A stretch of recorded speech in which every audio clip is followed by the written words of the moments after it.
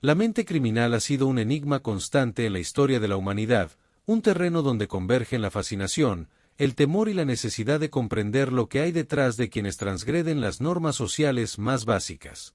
No se trata únicamente de observar la acción delictiva en sí misma, sino de internarse en aquello que la origina, los procesos internos, las motivaciones ocultas, los estados emocionales o las condiciones patológicas que convierten a una persona en sujeto activo de un delito. El acto criminal puede ser visible, medible y sancionable, mientras que la mente criminal se oculta en las profundidades de la conciencia, en el mundo intangible donde la razón, la voluntad y la libertad se mezclan con impulsos, traumas o distorsiones de la realidad.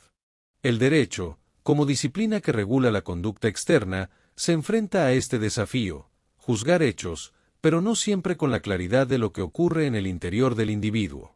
El análisis jurídico adquiere un papel esencial cuando la mente falla, porque no basta con describir lo ocurrido, es necesario determinar hasta qué punto el sujeto era capaz de comprender sus actos y de conducirse conforme a esa comprensión. Esta distinción ha sido el eje de debates interminables entre juristas, criminólogos, psiquiatras y psicólogos, ya que delimita la frontera entre la responsabilidad plena y la inimputabilidad. La ley, en su afán de garantizar justicia, debe decidir si un individuo actúa con libertad consciente o si su capacidad de decisión se encuentra anulada o disminuida por una condición mental.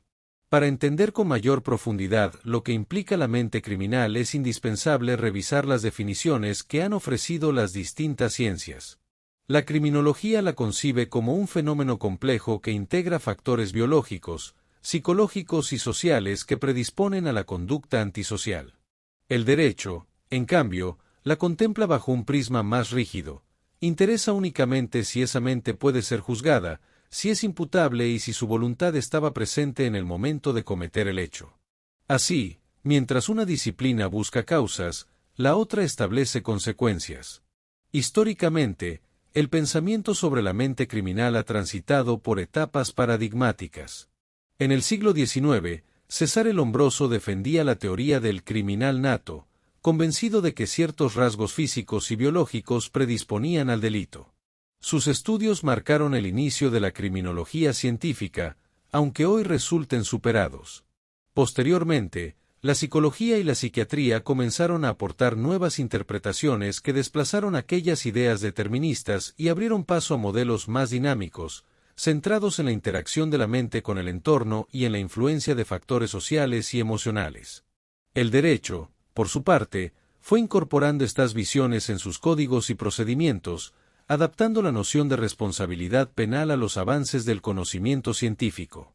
La diferencia entre la mirada del derecho y la de las ciencias de la conducta es clara. Para la psicología y la psiquiatría, el interés está en comprender, diagnosticar y, en su caso, tratar.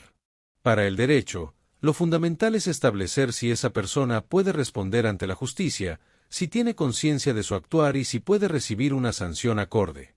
Esta divergencia convierte a la mente criminal en un espacio de tensión constante entre la necesidad de justicia y el reconocimiento de la fragilidad humana, un terreno donde los tribunales se ven obligados a tomar decisiones que no siempre encuentran un consenso pleno en la ciencia. Si este análisis sobre la mente criminal te resulta interesante, te invito a suscribirte y activar la campanita, así no te perderás el próximo capítulo. La responsabilidad penal surge como uno de los pilares más delicados del derecho, porque no basta con acreditar que un hecho ilícito ocurrió, sino que debe demostrarse que quien lo ejecutó tenía plena capacidad para comprenderlo y decidir llevarlo a cabo. Esa condición, conocida como imputabilidad, es el eje que sostiene la justicia penal, ya que establece si la persona puede ser considerada dueña de su voluntad y de sus actos. Sin este elemento, el sistema corre el riesgo de castigar a quienes no poseen las facultades mínimas para distinguir lo correcto de lo incorrecto. La imputabilidad no se presume de manera absoluta, es un concepto jurídico que se analiza a la luz de peritajes, pruebas y criterios judiciales, y que varía según cada caso concreto. Cuando el derecho examina la mente del autor, busca respuestas a través de categorías específicas. Si un individuo actúa con dolo, significa que tuvo plena conciencia de la ilicitud de su conducta y la ejecutó con la intención de producir un resultado prohibido. El dolo representa la máxima expresión de responsabilidad, pues revela la decisión deliberada de transgredir la norma. En contraste, la inimputabilidad aparece cuando una condición mental, ya sea permanente o transitoria, priva al sujeto de la capacidad de comprender la naturaleza de sus actos o de conducirse conforme a esa comprensión. En esos supuestos, el derecho no aplica una pena en sentido estricto, sino medidas de seguridad orientadas a proteger a la sociedad y a procurar tratamiento al autor del hecho. El marco jurídico mexicano contempla esta distinción de manera precisa. El Código Penal Federal establece que no es responsable quien, en el momento de ejecutar la conducta, carece de capacidad para comprender lo ilícito de sus actos o para conducirse de acuerdo con esa comprensión. El mismo ordenamiento regula las medidas de seguridad que sustituyen la pena en esos casos, tales como la internación en hospitales psiquiátricos, la obligación de someterse a tratamiento médico o la supervisión permanente de la autoridad. De esta manera, la norma no deja desprotegida a la sociedad, pero tampoco impone un castigo irracional a quien no podía responder jurídicamente por su conducta.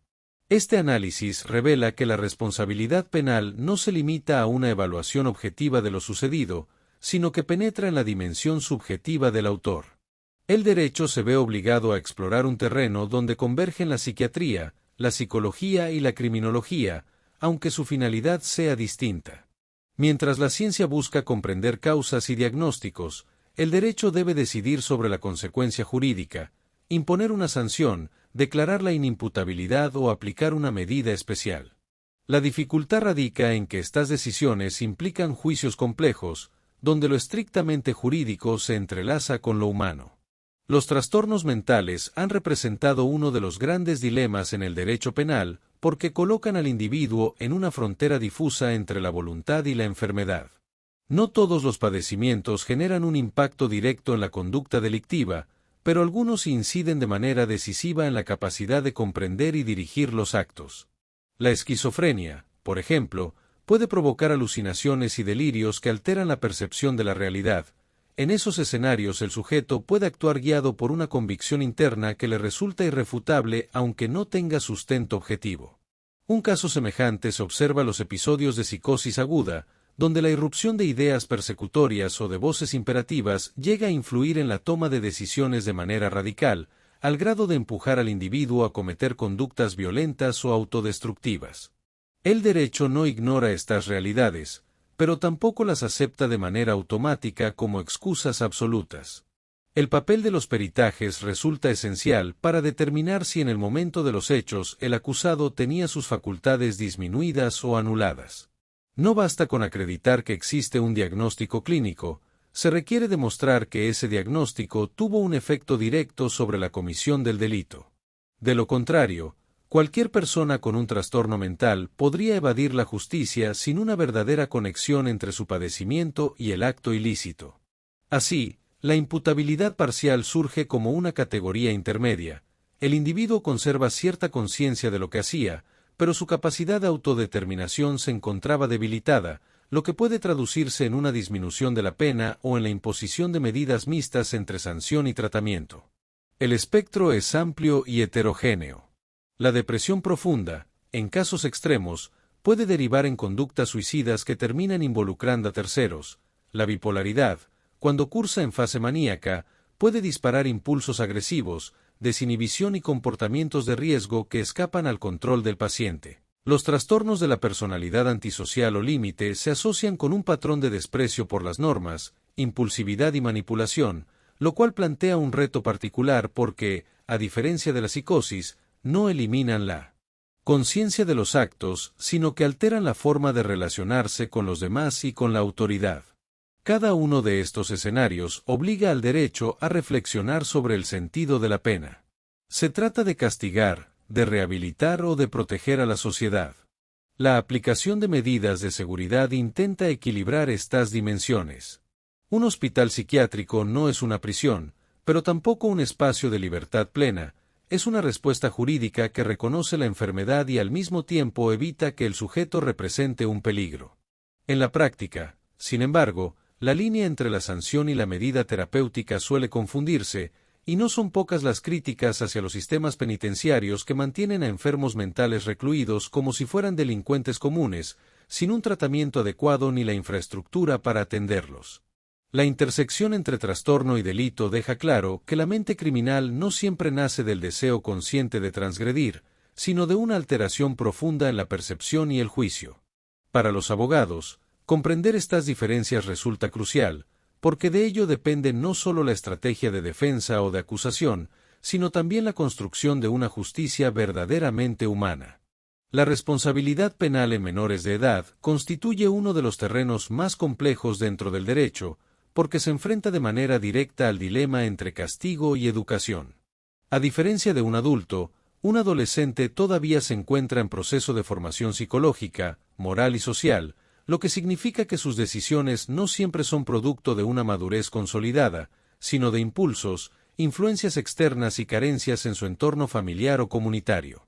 El derecho no puede ignorar esta realidad, y por ello la mayoría de los sistemas jurídicos han diseñado regímenes especiales para juzgar a los menores de edad, partiendo de la idea de que la finalidad no debe ser retribuir con dureza, sino ofrecer un camino de reinserción que les permita reconstruir su vida. En el terreno criminológico se observa que muchos adolescentes que cometen delitos provienen de contextos marcados por violencia, abandono o marginación, lo cual influye de manera determinante en sus conductas. No se trata de justificar el ilícito, sino de comprender que la génesis del comportamiento antisocial muchas veces responde a un entorno que ha limitado sus oportunidades. Por esa razón, la intervención del Estado debe ir más allá del encierro, implica brindar acceso a educación, terapia psicológica y programas de integración social que reduzcan la probabilidad de reincidencia. Desde la perspectiva jurídica, el principio rector es el interés superior del menor. Ello significa que cualquier medida adoptada debe buscar su beneficio y desarrollo integral, incluso cuando se trate de sanciones. De ahí que los sistemas de justicia juvenil privilegien medidas alternativas como la libertad asistida, el trabajo comunitario o el internamiento en centros especializados donde el objetivo no es castigar, sino reeducar. En algunos países se han establecido edades mínimas de imputabilidad, entendiendo que por debajo de ciertos años resulta imposible atribuir responsabilidad penal plena. El desafío radica en encontrar un equilibrio, proteger a la sociedad frente a delitos graves cometidos por menores, sin caer en la tentación de aplicarles un trato idéntico al de los adultos. Existen casos de adolescentes que participan en crímenes de alta violencia, incluso vinculados con la delincuencia organizada, y frente a ello surge la presión social de endurecer las penas. Sin embargo, la experiencia comparada muestra que la respuesta meramente punitiva no reduce la reincidencia, mientras que los modelos centrados en la reintegración logran mejores resultados a largo plazo. Así, la justicia para menores no debe concebirse como una versión reducida de la justicia penal ordinaria, sino como un sistema autónomo con lógica propia, sustentado en la idea de que la adolescencia es una etapa de transición en la que aún existe un amplio margen para cambiar de rumbo. El papel de los abogados en este ámbito es crucial, no solo en la defensa técnica, sino también en la construcción de soluciones que reconozcan la vulnerabilidad y, al mismo tiempo, la capacidad de transformación de quienes todavía se encuentran en proceso de madurar. Las motivaciones económicas y sociales detrás del delito constituyen un terreno donde el derecho se cruza inevitablemente con la realidad cotidiana de la desigualdad. El crimen, en muchos casos, no surge únicamente de una predisposición psicológica, sino de la presión de un entorno que condiciona y limita las opciones de vida. La pobreza extrema, la falta de empleo digno y la ausencia de acceso a servicios básicos como educación o salud generan un caldo de cultivo que empuja a algunos individuos a buscar en la ilegalidad lo que no encuentran en la legalidad. En estos escenarios, el delito se convierte en un medio de subsistencia más que en un acto calculado de maldad. El derecho reconoce estas realidades, aunque no las justifica. De hecho, al analizar las estadísticas criminales en distintos países, se observa que los niveles más altos de delincuencia suelen coincidir con zonas de mayor marginación. Los barrios desatendidos, los cinturones urbanos de miseria y las comunidades donde el Estado está ausente funcionan como focos donde las estructuras criminales se fortalecen, ofreciendo un sentido de pertenencia y una fuente de ingresos que las instituciones legales no han sabido garantizar. Desde la perspectiva jurídica, estas condiciones no eximen de responsabilidad, pero sí invitan a repensar las políticas públicas como parte de una estrategia integral contra la delincuencia. El fenómeno se intensifica cuando se suman otros factores sociales, como la desintegración familiar, la violencia doméstica o la falta de redes comunitarias sólidas. En muchos casos, los jóvenes encuentran en las pandillas un sustituto de la familia, un espacio donde obtienen reconocimiento y protección, aunque sea a costa de incorporarse a actividades ilícitas. Este tipo de dinámicas demuestra que el crimen, lejos de ser únicamente un acto individual, también puede interpretarse como un síntoma colectivo de un sistema que falla en ofrecer oportunidades y seguridad a sus ciudadanos. El derecho penal, sin embargo, no puede limitarse a observar el trasfondo social como una simple explicación, ya que tiene la tarea de proteger el orden y la paz pública. La respuesta jurídica frente a estos delitos es doble. Por un lado, sanciona la conducta ilícita de manera proporcional. Por otro, impulsa políticas criminales orientadas a la prevención, que buscan atacar las causas estructurales. Este segundo enfoque ha dado lugar al desarrollo de programas de justicia restaurativa y de prevención social, en los que se intenta reparar el daño y reconstruir el tejido comunitario. Las motivaciones económicas y sociales nos recuerdan que el delito no es un fenómeno aislado, sino parte de un entramado de desigualdades y carencias que trascienden al individuo. El abogado, al analizar un caso, no solo estudia la conducta típica, antijurídica y culpable, sino que también puede advertir detrás de cada expediente las huellas de una problemática social más amplia. Entender estas raíces no implica renunciar a la aplicación de la ley, pero sí enriquece la visión del jurista que busca, además de sancionar, contribuir a un sistema más justo y equilibrado. Los crímenes de cuello blanco representan una de las expresiones más complejas de la mente criminal, pues no nacen de la necesidad inmediata ni de la carencia económica, sino de la ambición desmedida, la búsqueda de poder y el aprovechamiento de privilegios. A diferencia del robo común o de la violencia callejera, aquí la conducta ilícita suele estar revestida de legitimidad aparente. Se lleva a cabo en oficinas, mediante contratos, balances financieros o sistemas de información, y muchas veces el mismo entramado jurídico sirve como herramienta para ocultar el fraude. Estos delitos revelan que el crimen no siempre se asocia a la marginalidad, sino también al exceso, a la manipulación de estructuras legales y al abuso de posiciones de confianza. El análisis jurídico de estas conductas muestra que lo verdaderamente peligroso no es únicamente el daño económico que generan, sino la erosión de la confianza pública en las instituciones. La corrupción, el lavado de dinero, la evasión fiscal o el uso indebido de información privilegiada socavan el tejido social de manera silenciosa pero devastadora. Se trata de delitos cometidos, en muchos casos, por personas con educación superior, acceso a información privilegiada y un estatus que les otorga poder. En este sentido, la mente criminal se manifiesta como cálculo frío, racionalidad instrumental y ausencia de freno ético frente a la oportunidad de enriquecerse a costa de otros. Desde la perspectiva criminológica, la sofisticación de estos actos los hace particularmente difíciles de detectar y sancionar. No hay una escena del crimen visible ni víctimas que clamen justicia de manera inmediata. El perjuicio se distribuye entre cientos o miles de personas, diluyéndose en una masa que rara vez comprende la magnitud de la afectación. Para el derecho, este es un reto enorme, ya que exige marcos normativos altamente especializados, cooperación internacional y sistemas de fiscalización capaces de seguir la pista del dinero o de los movimientos financieros. El contraste con los delitos motivados por la necesidad es profundo. Mientras en un extremo se delinque para sobrevivir, en el otro se delinque para acumular poder o para mantener privilegios. Sin embargo, ambos extremos confirman que la mente criminal no responde a un único patrón.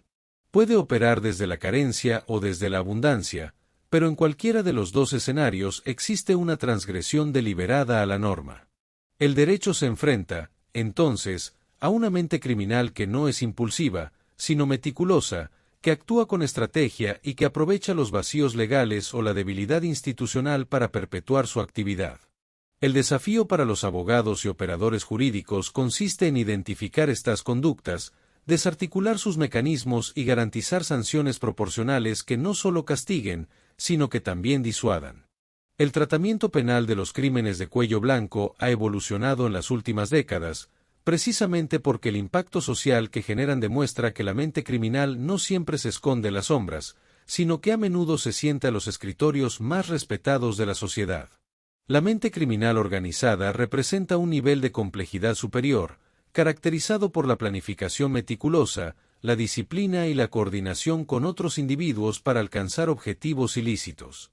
Este tipo de conducta no surge de impulsos momentáneos ni de necesidades inmediatas, sino de una estrategia consciente que busca maximizar beneficios y minimizar riesgos.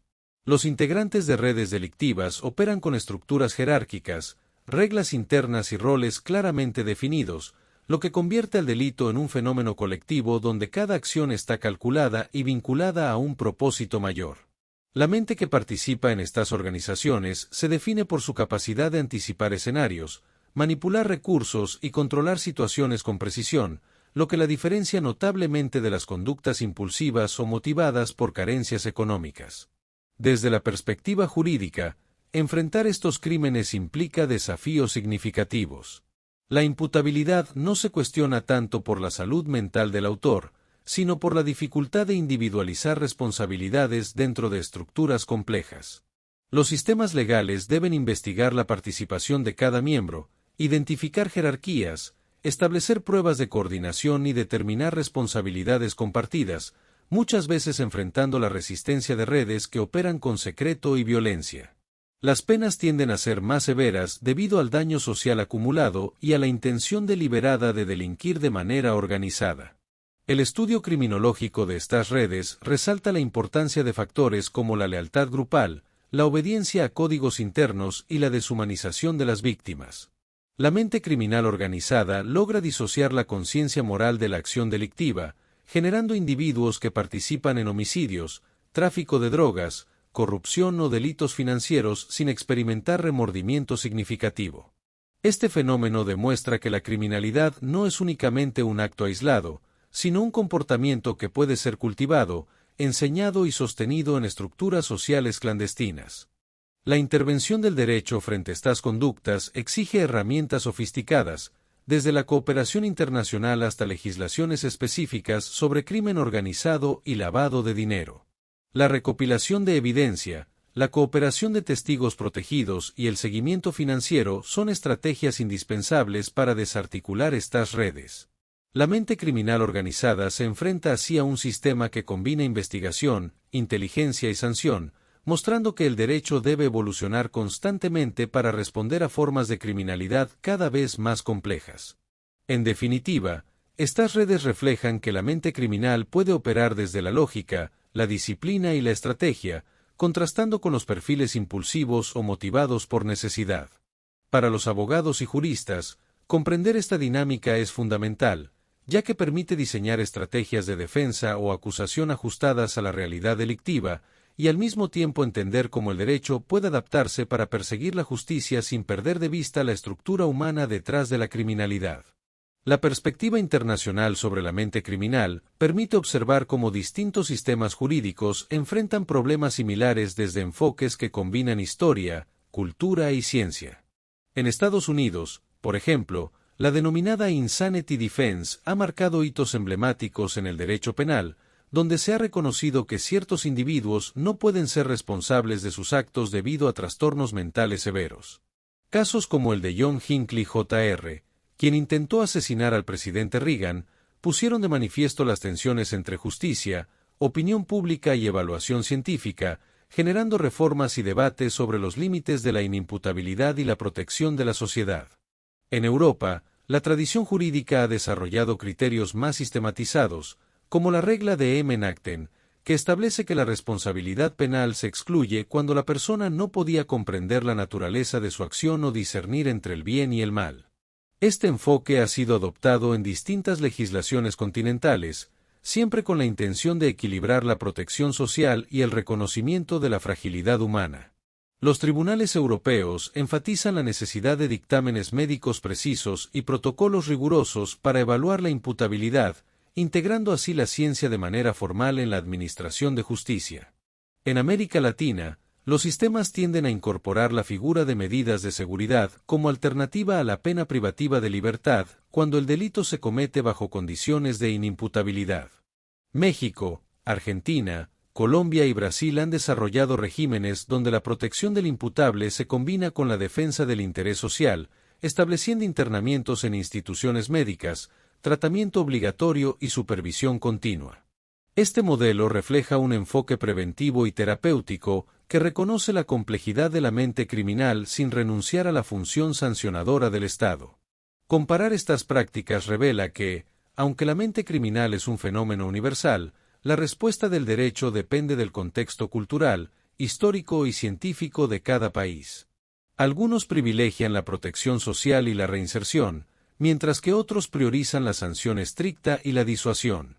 Sin embargo, existe consenso en la necesidad de que el juicio sobre la mente delictiva se base en pruebas objetivas, peritajes calificados y criterios claros de imputabilidad, asegurando que la justicia no se limite a castigar el acto, sino que también considere la capacidad real del autor de comprenderlo y controlarlo.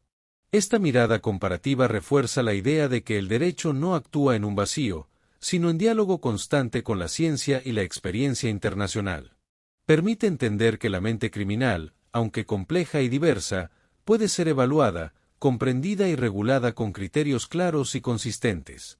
Para los abogados, esta perspectiva amplia el horizonte de análisis, ofreciendo herramientas para argumentar, interpretar y aplicar la ley de manera que respete tanto la justicia como la humanidad del individuo, sin perder de vista que la mente criminal sigue siendo uno de los desafíos más fascinantes y persistentes del derecho contemporáneo. La mente criminal sigue siendo un territorio donde la ley, la ciencia y la ética se encuentran de manera inevitable. A través de los distintos perfiles analizados, desde la impulsividad hasta la planificación meticulosa, desde la vulnerabilidad de los menores hasta la sofisticación de las redes organizadas, queda claro que no existe un patrón único ni simple que explique la transgresión de las normas. La justicia se enfrenta a un desafío constante: distinguir entre aquello que puede ser sancionado y aquello que exige comprensión, tratamiento y prevención. Este equilibrio es el núcleo de la responsabilidad penal, que no solo mide la acción, sino también la capacidad del individuo para actuar conforme a la norma. El derecho, al interactuar con la psicología y la criminología, adquiere herramientas para evaluar, interpretar y decidir, reconociendo que detrás de cada expediente hay una mente compleja, moldeada por circunstancias biológicas, sociales y culturales. Las decisiones judiciales no solo buscan castigar, sino también proteger a la sociedad, ofrecer reparación y, en ciertos casos, rehabilitar a quien ha errado. Esta visión multidimensional transforma la manera en que concebimos la justicia y refuerza la necesidad de que los profesionales del derecho comprendan los matices de la conducta delictiva más allá de los hechos visibles.